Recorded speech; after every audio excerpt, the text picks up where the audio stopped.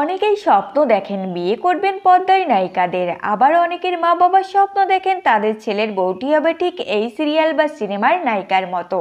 তেমনই কারো মা বাবা যদি তাদের প্রিয় নায়িকাকে হাতের নাগালে পেয়ে যান তাহলে কী কাণ্ড ঘটাবে কিছুটা হলে নিশ্চয়ই আন্দাজ করতে পারছেন। এমনই একটা কাণ্ড ঘটেছে অভিনেত্রী পল্লবী শর্মার ক্ষেত্রে। কি ঘটেছে তার সঙ্গে? এই মুহূর্তে সিরিয়াল পাড়ায় তার পরিচয় পর্ণা হিসেবে। কেরিয়ারের দ্বিতীয় সিরিয়াল এটা তার। পল্লবী অভিনীত প্রথম সিরিয়াল কে আপন কে পর সিরিয়ালটি সম্প্রচারিত হয়েছিল টানা 7 বছর ধরে। জবা হিসেবে চিনেছিল দর্শকের একাংশ। তবে এখন তিনি পর্ণা। তার এই নতুন সিরিয়াল নিমফুলের মধু টিআরপি তালিকায় রয়েছে একেবারে প্রথম দিকে। একবার রাস্তায় তাকে দেখে যা কাণ্ড ঘটিয়েছিলেন মধ্যবয়স্ক দম্পতি, সে কথা বলে নিজেই হেসে ফেললেন নায়িকা।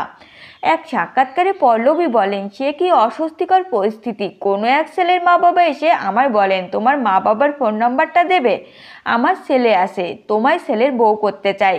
আমি সঙ্গে সঙ্গে বলে দিয়েছিলাম এখন কোনো মতে বিয়ে করতে প্রস্তুত নয় যে।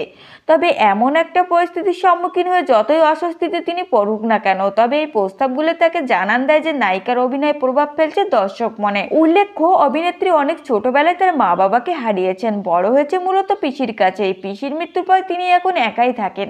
তো ফ্রেন্ডস, এই ছিল আজকের ভিডিও। আপনাদের যদি এই তথ্যগুলো ভালো লেগে থাকে অবশ্যই ভিডিওটিকে একটি লাইক করবেন আর চ্যানেলটিকে সাবস্ক্রাইব করে সঙ্গে থাকবেন।